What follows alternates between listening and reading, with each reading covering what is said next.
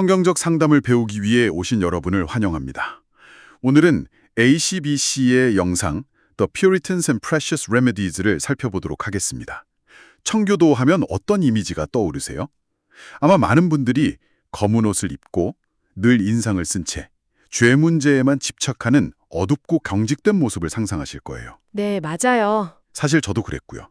그런데 저희에게 보내주신 이 자료는 그게 아주 큰 오해라고 말하고 있어요. 오늘 우리의 미션은 이 고정관념이 과연 사실인지, 그리고 청교도들이 실제로는 인생의 문제들에 대해 어떤 귀한 치유책을 가지고 있었는지 깊이 파헤쳐보는 겁니다. 맞아요.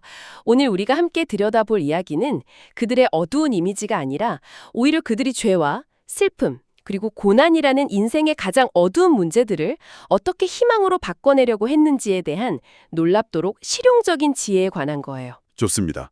그럼 첫 번째 단서부터 풀어가 보죠. 애초에 왜 우리는 청교도에 대해 그렇게 부정적인 이미지를 갖게 된 걸까요? 무언가 이유가 있었을 거 아니에요? 아주 좋은 질문이에요. 그 이유는 사실 그들의 저술 방식과 그걸 읽는 우리의 방식이 어긋났기 때문이라고 볼 수 있어요. 저술 방식이요? 청교도들은 특정 주제를 다룰 때 마치 돋보기로 한 점을 태우듯이 엄청나게 깊고 상세하게 파고드는 경향이 있었거든요. 돋보기로 한 점을 태우듯이요? 그러니까 하나의 주제에만 무섭게 집중했다는 말씀이시군요. 바로 그거예요. 예를 들어 제레마이어 보로우스의 악 중의 악 같은 책을 보면 거의 200페이지 내내 죄의 본질이 무엇인지, 죄가 얼마나 끔찍한지에 대해서만 이야기해요. 와, 200페이지 내내요? 네, 그러니 그 책 한 권만 읽은 독자는 어떻게 생각하겠어요? 숨 막혀. 왜 그리스도나 복음, 희망에 대한 이야기는 할 마디도 없지. 이렇게 느낄 수밖에 없는 거죠. 그렇죠.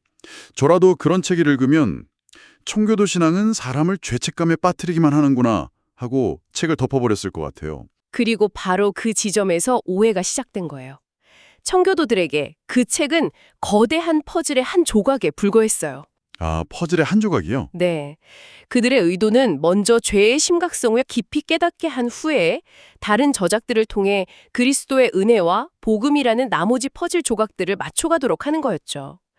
그런데 많은 사람들은 그 첫 번째 조각만 보고 전체 그림을 판단해버린 거예요. 마치 영화의 가장 어두운 한 장면만 보고 전체 영화가 절망적이라고 결론 내리는 것과 같다는 말씀이시군요. 정확합니다. 이제야 그림이 좀 그려지네요. 그렇다면 우리가 놓치고 있던 그 나머지 퍼즐 조각들, 그들이 제시했던 진짜 치유책의 핵심은 뭐였을까요? 그 어두운 죄의 분석 너머요 무엇이 있었던 거죠? 그들의 모든 목회적 접근 방식과 신학의 중심에는 단 하나의 원리가 있었어요. 네. 바로 예수 그리스도를 바라보는 것이었죠. 그들이 가장 사랑했던 성경 구절 중 하나가 히브리서 12장 2절이었을 거예요. 믿음의 주요 또 온전하게 하시는 이인 예수를 바라보자. 그는 그 앞에 있는 기쁨을 위하여 십자가를 참으사 부끄러움을 개의치 아니하시더니. 히브리서 12장 2절. 네, 이 말씀이 그들의 모든 처방의 핵심이었습니다. 예수를 바라보는 것, 이게 그들의 만능 열쇠였군요. 그런데 이게 좀 추상적으로 들릴 수도 있을 것 같아요. 그냥 예수님을 생각하자, 이런 다짐 같은 건가요? 아니면 그들에게는 더 구체적인 방법이 있었나요? 아주 실제적이고 구체적인 방법을 제시했어요. 그들은 거룩한 상상력을 사용하라고 권면했죠. 거룩한 상상력이요? 네, 특히 복음서를 읽으며 겟세마네 동산에서부터 골고다 언덕까지 그리스도가 겪으신 고난의 여정을 마치 내가 그 현장에 있는 것처럼 생생하게 따라가 보라고 했어요. 거룩한 상상력이라니. 표현이 흥미롭네요. 청교도 하면 되게 엄격하고 이성적인 이미지가 있는데 이런 식의 묵상이 약간 신비주의적으로 오해받을 소지는 없었을까요? 그냥 공삭에 빠지는 거랑 어떻게 구별했던 거죠? 그 지점이 정말 중요해요. 그들은 감정에만 호소하거나 신비로운 체험을 추구한 게 아니었어요. 그런 게 아니었군요. 그들이 말한 거룩한 상상력은 성경 말씀이라는 단단한 레일 위를 달리는 기차와 같았죠. 목적지가 분명했어요. 그 목적은 고통의 장면에 몰입해서 죄책감을 느끼거나 감상에 젖는 게 아니었어요. 목적이 그게 아니었다면 진짜 목적은 뭐였을까요? 바로 히브리서 12장 2절의 뒷부분, 그 앞에 있는 기쁨을 위하여라는 구절을 발견하는 거였어요. 즉, 예수님은 어떻게 이 끔찍한 고통을 견뎌내셨을까? 그분의 인내와 소망의 원천은 무엇이었을까를 묵상하는 거죠. 땅에 엎드려 땀이 핏방울처럼 되도록 기도하시던 모습, 불의한 재판정에서의 침묵, 십자가 위에서의 절규, 그 모든 순간을 통과하게 한 그분의 내면에 있었던 기쁨과 소망을 발견하는 것이 핵심이었어요. 와, 잠깐만요. 이건 관점을 완전히 뒤집는 이야기네요. 그쵸. 보통 십자가를 묵상한다고 하면 예수님의 고통을 생각하며 내 죄 때문에 아파하는 걸 떠올리잖아요. 그런데 그게 아니라 그 고통을 이겨내게 한 예수님의 소망을 배우기 위해 묵상하라는 거군요. 정확해요. 바로 그것이 우리의 소망과 인내의 원동력이 된다고 본 거예요. 예수님의 인내를 보면서 우리도 인내하는 법을 배우는 거죠. 이것이 그들이 말한 예수를 바라보는 것의 실제적인 의미였어요. 알겠습니다. 이 예수를 바라보는 원리가 정말 강력하게 다가오는데요.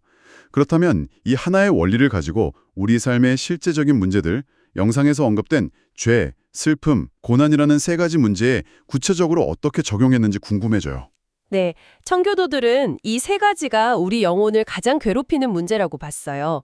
그리고 그리스도의 십자가가 이 세 가지 모두에 대한 궁극적인 처방전이라고 믿었죠. 그럼 첫 번째, 죄의 문제부터 시작해 볼까요? 죄를 이기기 위해 애쓰는 사람에게 예수님을 바라보라는 처방은 어떻게 작용하는 거죠? 십자가에 달리신 그리스도를 깊이 묵상할 때 우리는 두 가지를 동시에 깨닫게 돼요. 첫째는 내 죄가 얼마나 끔찍한 결과를 낳았는지를 보는 거예요. 아, 그렇죠.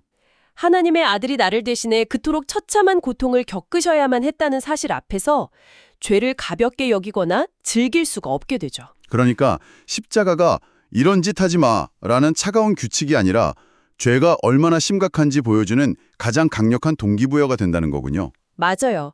그리고 둘째는 동시에 그 십자가가 그 모든 죄를 용서하는 무한한 사랑의 증거라는 사실이에요.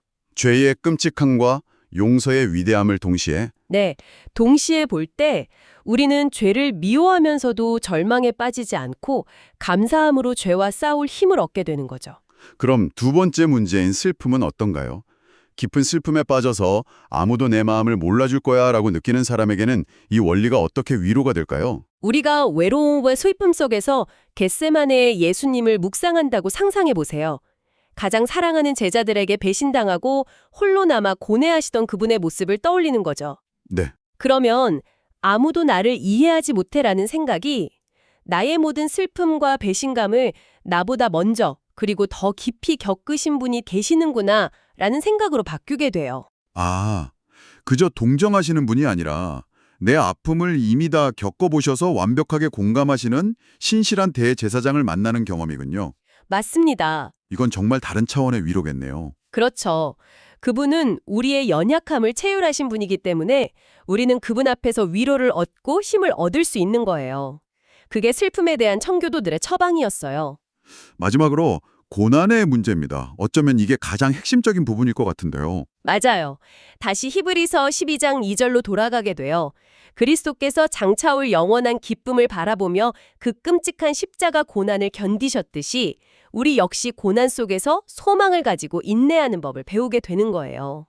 결국 다시 그 말씀으로 돌아가는군요. 네, 우리의 시선이 당장의 고통스러운 상황이 아니라 하나님이 약속하신 영원한 기쁨과 영광에 고정될 때 비로소 현재의 어려움을 견뎌낼 힘과 얻게 된다는 거죠. 그리스도의 인내가 우리의 인내의 완벽한 본보기가 되는 셈이에요. 죄, 슬픔, 고난, 이 모든 문제의 해답이 결국 예수 그리스도를 바라보는 것으로 귀결되는군요. 정말 일관성 있네요. 그런데 여기서 정말 놀라운 점이 있어요. 청교도들은 이 모든 치유책들이 굳건히 서 있을 수 있게 하는 두 개의 거대한 기둥이 있다고 끊임없이 강조했어요. 두 개의 기둥이요? 네, 만약 이 두 기둥이 흔들리면 앞서 말한 모든 것들이 모래 위에 지은 집처럼 힘을 잃게 된다고 봤죠. 모든 것을 떠받치는 기초라는 말씀이시군요. 그게 뭔가요? 바로 하나님의 아버지 되심과 하나님의 섭리예요. 하나님의 아버지 되심과 섭리. 이 두 가지가 왜 그렇게까지 중요했을까요?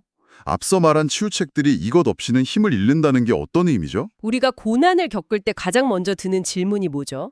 왜 나에게 이런 일이? 혹은 하나님이 정말 나를 사랑하시나? 같은 질문이잖아요. 네, 맞아요. 만약 이 질문에 대한 확신이 없다면 예수를 바라보려고 해도 이 고난이 무슨 의미가 있지? 하나님이 나를 버리신 건 아닐까 하는 의심에 사로잡히게 돼요.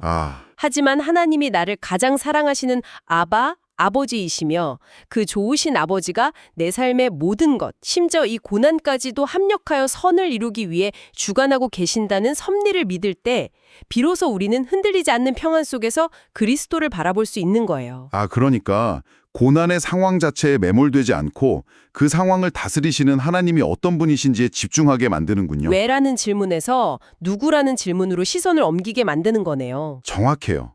청교도들은 이 두 가지 진리가 다른 모든 것을 압도한다고 믿었어요.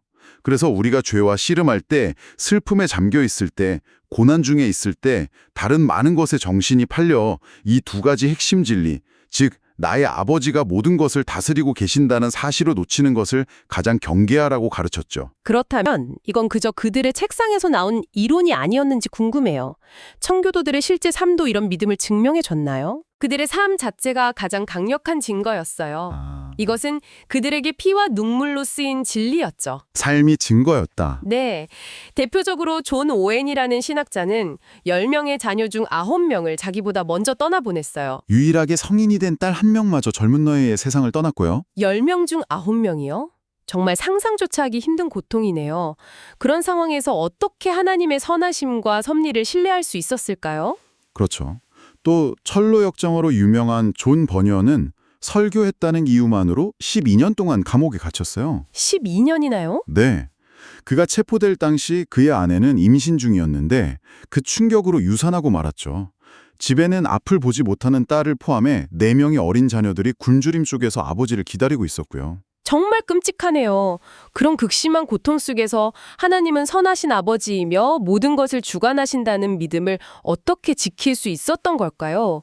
상식적으로는 하나님을 원망하는 게 더 자연스러울 것 같은데요. 바로 그 지점에서 버니언이 그의 자서전 죄인 괴수에게 넘치는 은혜에서 이런 말을 남겼어요. 네.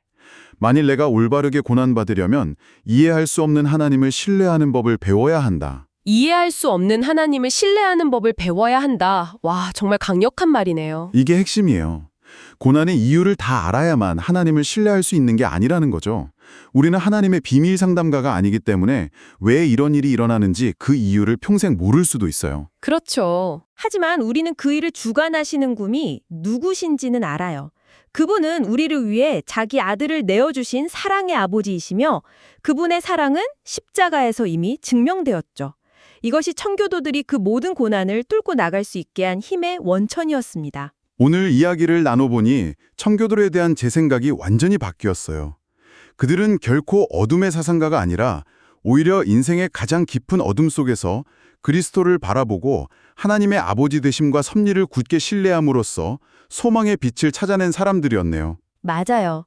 혹시 이런 사상을 더 깊이 알고 싶으시다면 토머스 왓슨의 모든 것을 합력하여 선을 이루시는 하나님이나 존 플라벨의 섭리의 신비 같은 책들이 큰 도움이 될 거예요. 네. 특히 영상에서 추천한 오바댜 세드에게 불안한 영혼들을 위한 특별한 섭리는 오늘 우리가 나눈 이야기, 즉 하나님의 아버지 되심과 섭리라는 두 기둥에 초점을 맞춰서 이해할 수 없는 하나님을 신뢰한다는 것이 무엇을 의미하는지 깊이 있게 다루기 때문에 좋은 출발점이 될 수 있습니다. 청교도들은 고난의 이유를 아는 것보다 그 고난을 허락하신 하나님이 누구신지 신뢰하는 것이 더 중요하다고 믿었습니다. 지금 당신이 어려운 순간에 처해 있다면 당신의 생각은 자연스럽게 그 상황의 이유를 향하나요? 아니면 모든 것을 주관하시는 하나님의 어떠하심을 향하나요? 만약 청교도들처럼 의식적으로 그 생각의 초점을 왜에서 누구에게로 옮겨본다면 당신의 마음에 무엇이 달라질지 한번 생각해 보시는 것은 어떨까요?